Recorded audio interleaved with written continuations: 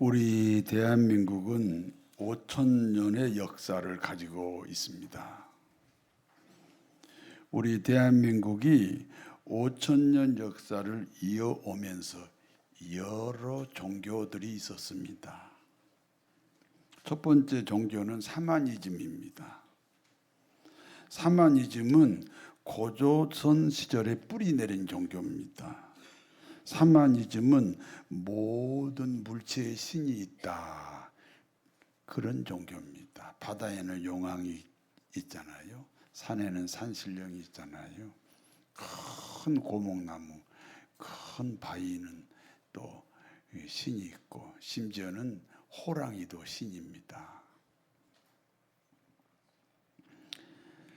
그리고 모든 물체에 존재하는 신과 인간을 연결하는 무당이 중심이 되는 종교가 사마니즘입니다. 사마니즘의 특징은 물과 같습니다. 네모난 그릇에 넣으면 네모 모양이 되고, 동그란 그릇에 넣으면 동그란 모양이 되는 것이 이 사마니즘 특징입니다. 그래서 사마니즘은요, 정체성이 없다, 자기 아이덴티티가 없다, 그렇게 평가를 합니다. 두 번째 종교는 불교입니다. 불교는 삼국시대와 통일 신라 시대와 고려 시대에 아주 왕성하게 활동했던 종교입니다. 불교는 부처가 되는 것이 최종 목표입니다. 부처가 된다는 것은 자기 자신으로부터의 탈출을 말합니다. 그걸 해탈이라고도 합니다. 자기 자신으로부터 자유하면 신의 경지에 들어간다는 뜻입니다. 부처가 되기 위해서는 자기 수행을 해야 됩니다. 그리고 자기 수행을 위해서는 모든 인연을 끊어내야 됩니다. 가족이 있어도 가족을 버려야 하고, 직장이 있어도 직장을 버려야 됩니다.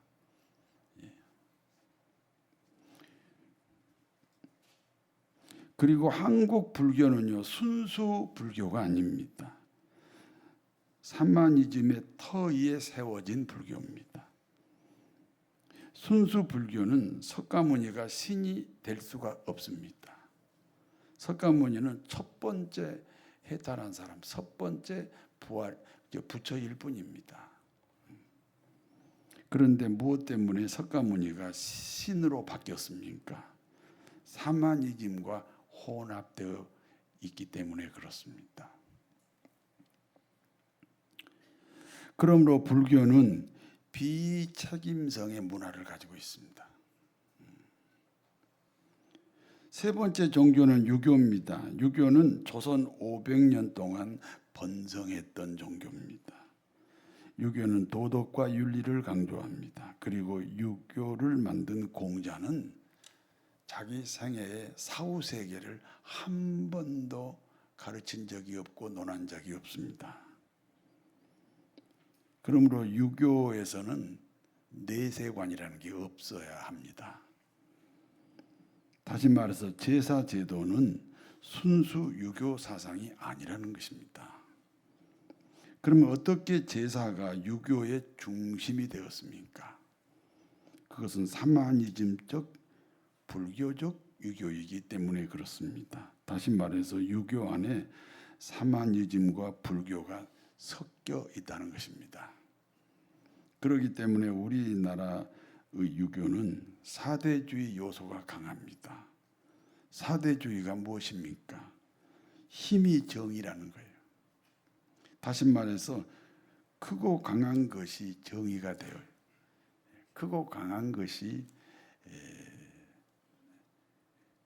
정의라는 겁니다. 네 번째 종교가 기독교입니다. 사마니즘적, 불교적, 유교라는 터 위에 기독교가 들어왔습니다. 그러므로 기독교 안에 사마니즘도 있고 불교도 있고 유교도 있습니다. 기독교 안에 사마니즘은 기독교가 아닙니다. 기독교 안에 불교는 기독교가 아닙니다. 기독교 안에 유교 역시 기독교가 아닙니다. 그러나 기독교 안에 사마니즘과 불교와 유교가 기독교일 수도 있습니다. 무슨 뜻입니까? 기독교 안에 있는 사마니즘과 불교와 유교를 복음을 전하는 통로로 사용하면, 복음을 전하는 수단으로 사용하면, 그런 경우에는 기독교 안에 있지만 기독교가 될 수 있습니다. 그와 같은 경우를 토착화 신앙이라고 합니다. 기독교의 특징이 무엇입니까? 여러분 기독교인이시지요? 기독교인이니까 기독교의 특징을 알아야 될 거 아니에요. 기독교는요, 새 역사를 만드는 종교입니다. 새 역사가 되기 위해서는 기존의 모든 역사가 파괴되어야 됩니다.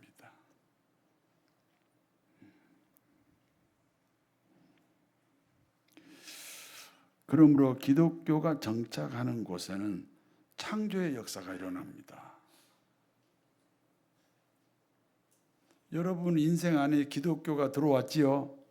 그러면 잘 생각하세요. 예수 믿기 전하고 지금하고 다른 인생이죠. 같은 인생이면은요, 아직 기독교가 들어오지 않는 교회 다니는 사람이에요.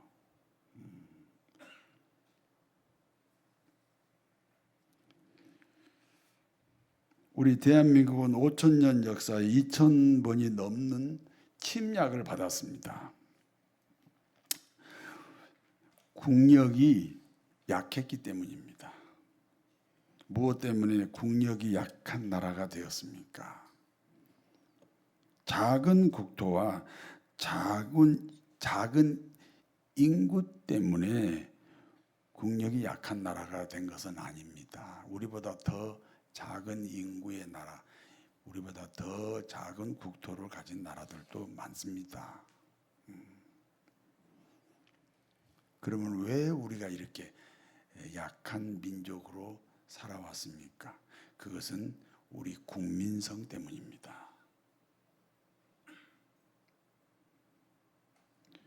그 나라의 국민성은 그 나라의 종교에서 비롯됩니다. 사마니즘의 비정체성이 민족 정서로 자리 잡았습니다. 불교의 비책임성이 민족의 정서로 자리 잡았습니다. 유교의 사대주의가 민족의 정서로 자리 잡았습니다. 구한말,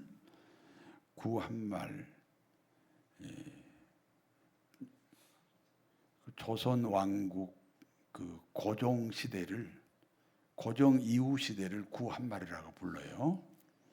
구한말의 정치 상황이 우리 민족의 정서를 잘 설명하고 있습니다. 스스로 나라를 지키겠다는 의지가 전혀 없었습니다. 일본에 의존하여 나라를 지키자는 친일파가 있습니다. 중국에 의존하여 나라를 지키자는 친청파가 있습니다. 러시아에 의존하여 나라를 지키자는 친러파가 있습니다. 이와 같은 진영 논리로 싸우고 또 싸우고 또 싸우는 그와 같은 상황이 그 당시에 정치 상황이었습니다. 그런데 일본이 러시아하고 전쟁에서 이겼습니다. 그리고 일본이 중국하고 전쟁에서 이겼습니다. 그러니까 그 당시는 일본이 가장 강한 나라입니다. 그러므로 친일파가 득세합니다. 그리고 일본은 친일파를 이용해서 대한민국을 송두리째 삼켜버렸습니다. 여러분 5,000년 역사에 2,000번이 넘은 침략을 받았지만 일본에게는 한 번도 전쟁에서 진 적이 없습니다. 그러니까 1910년에 우리가 일본에게 나라 빼앗길 때는 전쟁을 해서 빼앗긴 게 아니에요.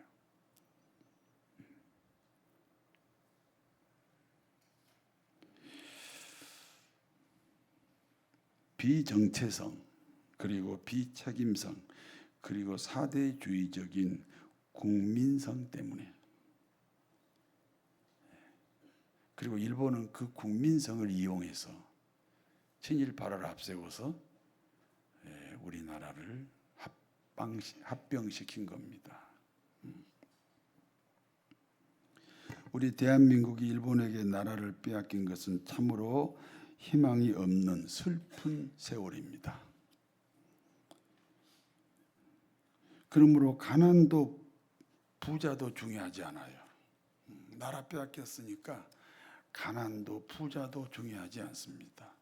양반도 천민도 의미가 없습니다. 남자와 여자의 벽도 무너집니다. 새로운 세상을 찾기 시작합니다.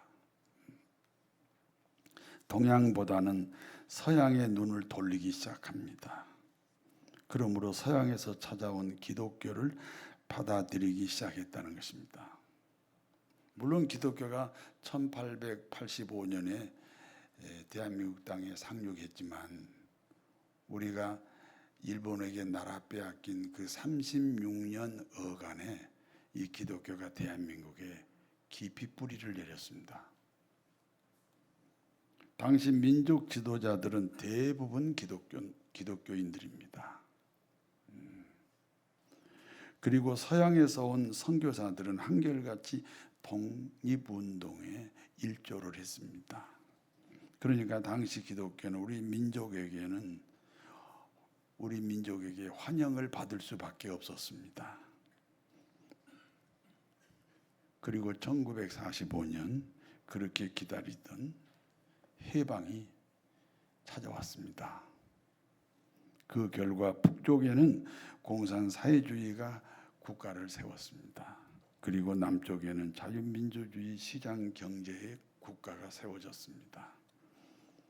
그리고 1950년 6월 25일 북쪽이 우리 남쪽을 침략해 왔습니다.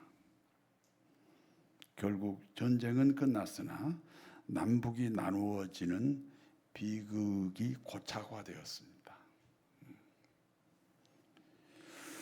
5,000년의 역사에 2,000번이 넘는 침략을 당한 민족입니다.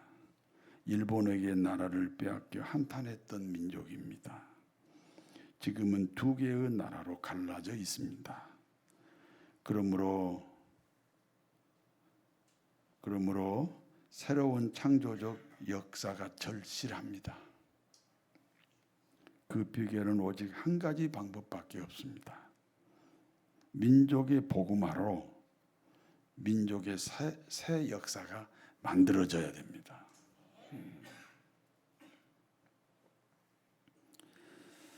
바벨론 나라의 느부갓네살 왕이 이스라엘을 침략합니다. 그리고 3번에 걸쳐서 포로들을 붙잡아 갔습니다. 포로로 끌려간 사람들은 왕족이나 귀족 중에 젊은 청년들입니다. 끌려온 청년들에게 바벨론의 학문을 배우게 합니다. 그리고 필요와 형편에 따라 등용을 시킵니다. 요즘으로 말하면 공무원으로 채용을 했다는 겁니다. 그 중에 다니엘이라는 청년이 있습니다. 다니엘은 비록 포로 신세지만 국무총리가 됐습니다. 다니엘이 국무총리로 있을 때 느부갓네살 왕의 뒤를 이어 벨사살이 왕이 되었습니다. 왕이 바뀌었다는 것은 정권이 바뀐 겁니다. 그러나 다니엘은 여전히 국무총리입니다. 그리고 당시 쿠데타가 일어났습니다.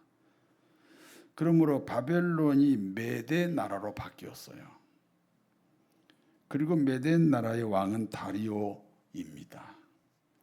다니엘은 여전히 국무총리입니다. 나라가 바뀌었어도 여전히 국무총리라고 하는데 아무도 놀라지 않습니다.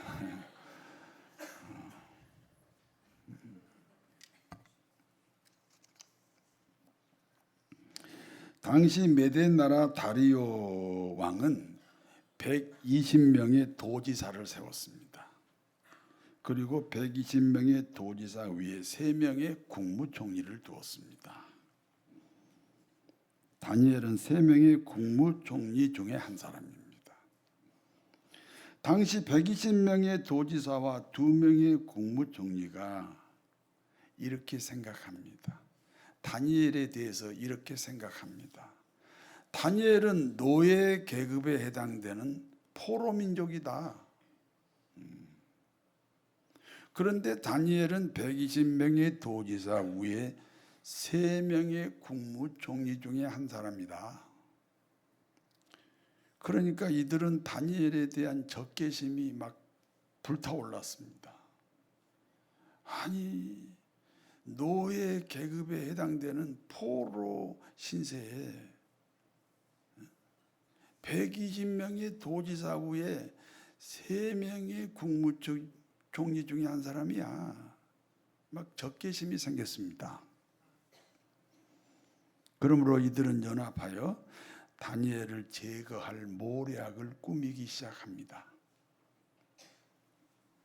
그리하여 다니엘의 정적들은 다니엘의 허물을 찾기 시작합니다.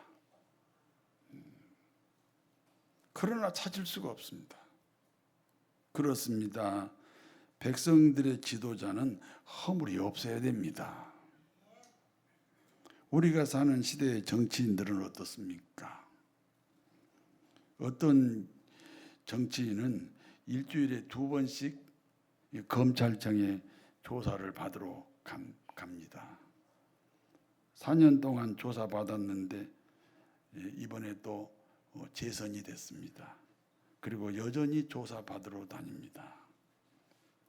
2명의 국무총리와 120명의 도지사가 협력해서 다니엘의 허물을 찾았으나 찾지 못하는 그와 같은 정치인들이 이 대한민국의 정치인들이 되어야 할 줄로 믿습니다. 그러므로 다니엘의 정적들은 어떤 작전으로 변경을 합니까? 다니엘의 신앙을 허물로 삼겠다는 겁니다. 사생활에서는 허물을 찾지 못하니까 이제는 다니엘의 신앙을 허물로 만들겠다. 다니엘의 적들은 다니엘이 하루에 3번씩 하나님께 기도한다는 사실을 알고 있습니다. 그러므로 다니엘의 기도를 허물로 삼겠다는 겁니다. 다니엘의 정적들은 다리오 왕을 찾아갑니다. 그리고 이렇게 왕에게 말을 합니다. 다리오 왕이시여 만수무강하옵소서. 지금은 나라의 질서가 매우 혼란합니다. 그러므로 특별 기간을 정해야 합니다. 아니 왕이 뭐 백성들의 형편을 알겠어요? 120명의 도지사하고 2명의 국무총리가 나라가 지금 혼란하다니까 혼란한가 보다 그러지요. 그리고 특별 기간을 정하자고 하니까 당연한 거 아닙니까? 앞으로 30일 동안 왕에게 다른 신이나 어떤 사람에게 기도하면 사자굴 속에 집어넣는 법을 만들어야 되겠습니다. 다리오 왕은 나라의 질서를 바로잡겠다는 신하들의 의견을 거절할 이유가 없습니다. 그래서 앞으로 30일 동안 어떤 신에게나 사람에게 무엇을 구하면 사자굴 속에 집어넣는다라는 법을 만들어 가지고 왕이 도장을 찍어 가지고 이걸 전 국토에 뿌렸습니다.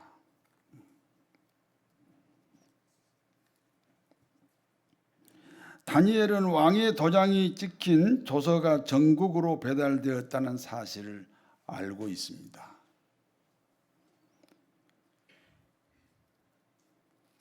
해오던 대로 기도하면 다니엘은 사자굴 속에 들어가야 됩니다. 그러나 여전히 기도합니다. 기도하는 장소를 바꾸면 발각되지 않을 수 있습니다. 그러나 여전히 동일한 장소에서 기도합니다. 기도하는 시간을 변경하면 발각되지 않을 수도 있습니다. 그러나 여전히 기도하는 시간을 바꾸지 않고 기도합니다. 그래서 다니엘은 정적들에 의하여 붙잡히게 되었습니다. 정적들은 다니엘을 사자굴에 넣고 그 굴 입구를 돌로 막아버렸습니다. 이 다리오 왕은 사자굴에 들어간 다니엘을 매우 안타까워합니다. 아이고, 그렇게 훌륭한 인재가 사자들의 밥이 되었구나.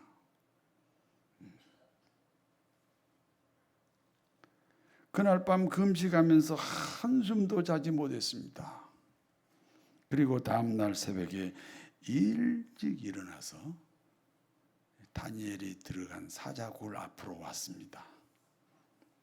그리고 슬픈 목소리로 이렇게 말합니다. 살아계시는 하나님의 종 다니엘아,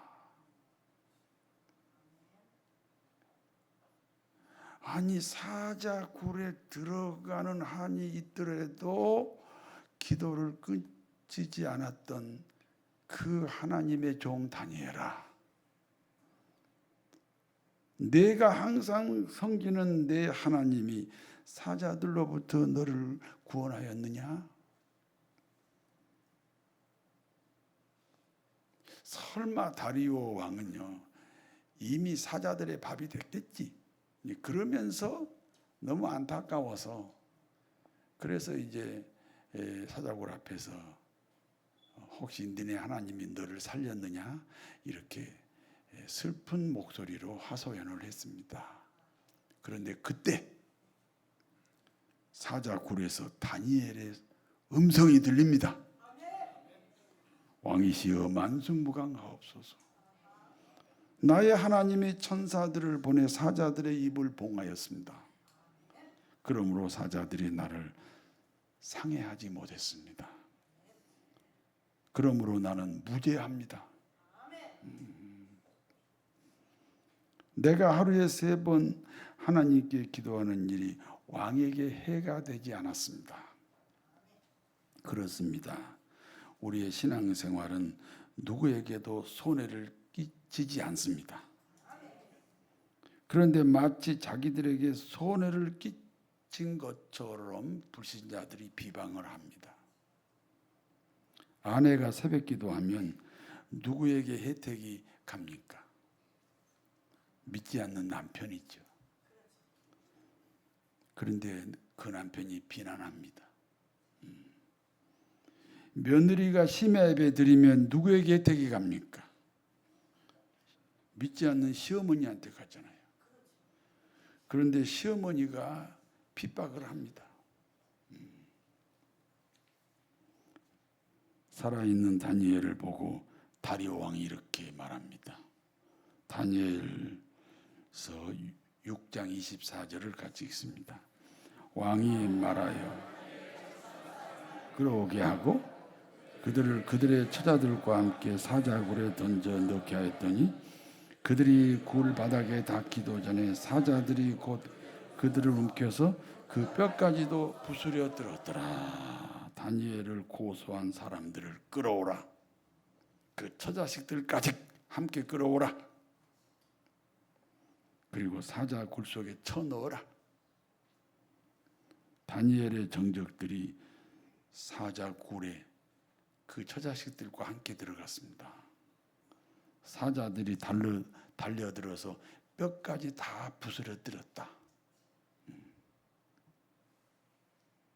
여기까지가 본문의 내용입니다. 이제 본문이 주는 교훈입니다. 목사님의 의견이 아닙니다. 지금까지 제가 소개했던 이 본문 안에서 교훈을 여러분에게 말씀드립니다. 첫 번째입니다. 다니엘의 민족 사랑입니다. 다니엘이 살고 있는 시대의 이스라엘은 바벨론에 의해서 나라가 멸망을 당했습니다. 나라는 멸망을 당했으나 다니엘은 출세하고 성공했습니다. 왕이 바뀌고 나라가 바뀌어도 여전히 국무총리입니다. 그러나 다니엘은 자신의 성공보다 나라의 운명이 더 중요합니다. 그러므로 다니엘은 나라와 민족을 위해서 하루에 3번 기도했습니다.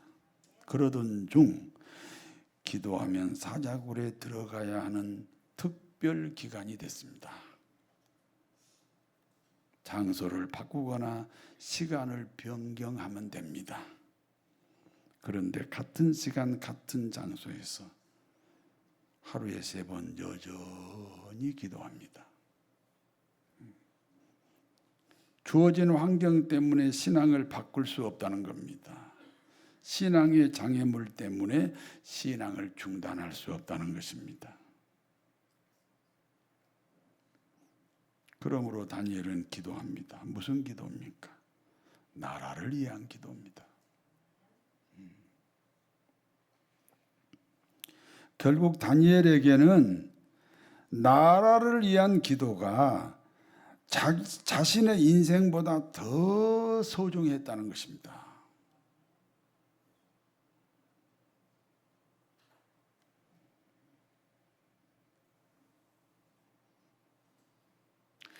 그 외국 사람들은요, 전도가 잘 안 돼요. 그 왜 안 되는지 아세요? 예수님이 나를 위해 죽었대. 그걸 믿으면 나는 뭐 해야 돼?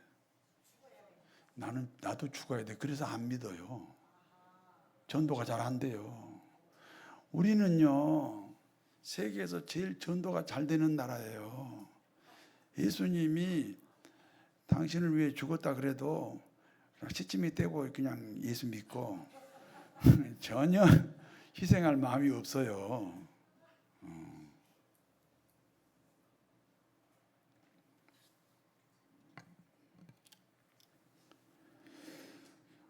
다니엘에게는 나라를 위한 기도가 자신의 인생보다 더 소중했습니다. 6월은 호국의 달입니다. 민족 상잔인 6.25 전쟁이 있었던 달입니다.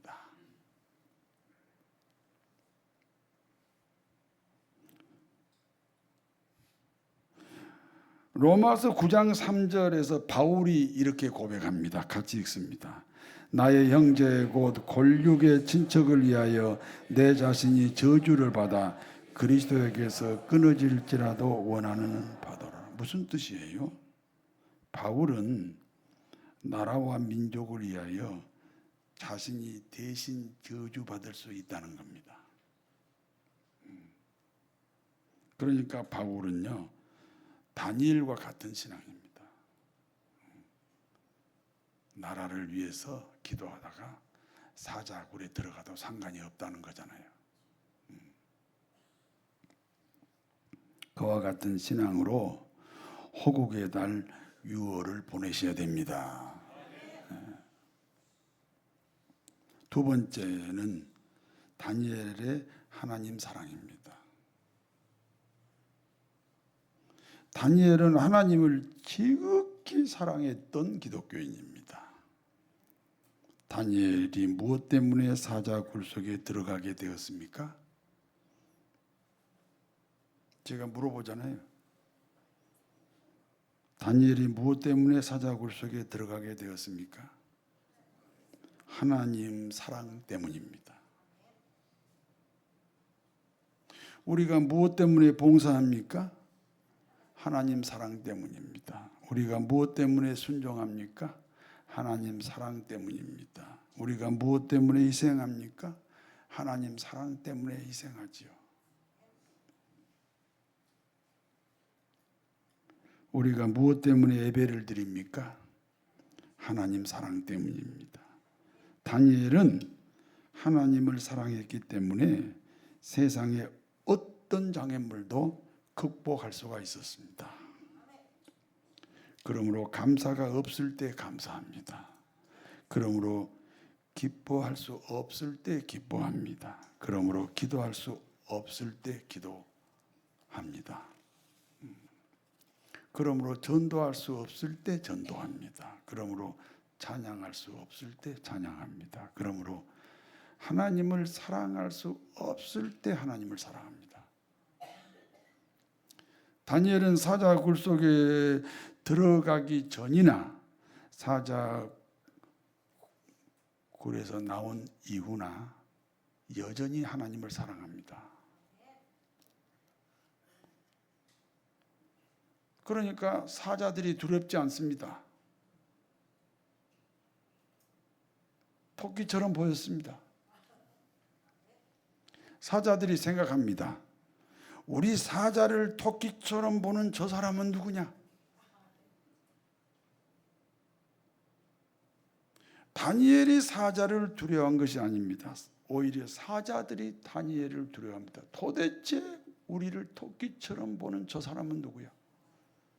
얼마나 놀랬겠어요, 사자들이. 저녁에 발발발발 떨고 하룻밤을 보냈다는 거 아니에요.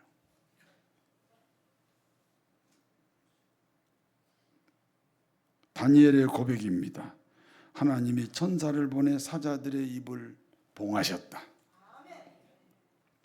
생각하면요, 다니엘이 사자굴 속에 들어갔는데 사자들이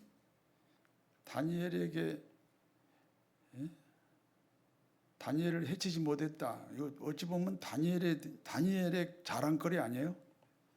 그런데 하나님이 사자들의 입을 봉하셨다.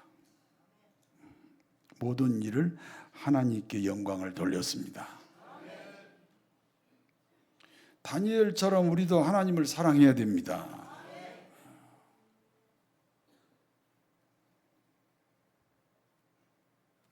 하나님을 사랑하십니까? 그런데 염려하세요. 걱정하세요. 근심하세요. 다니엘은 하나님을 사랑하기 때문에 사자를 토끼처럼 봤어요. 누가 놀래요? 사자들이 놀래지. 아니, 우리를 토끼처럼 보는 저 사람은 누구야?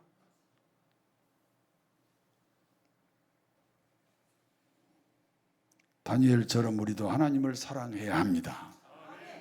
사랑해요 목소리 높여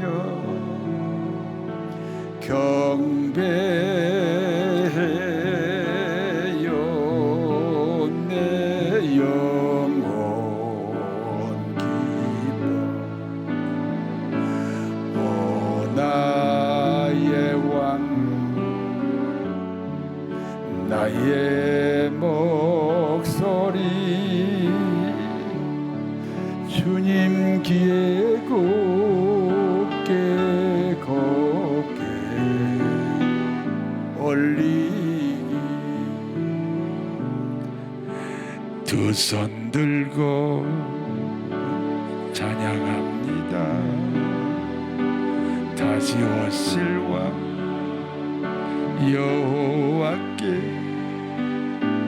오직 주만이 나를 다스리네. 나 주님만을 섬기리. 헛된 마음 버리고 성령이여 내 영혼 충만하게 하소서. 주님 앞에 내 생명 드리리라.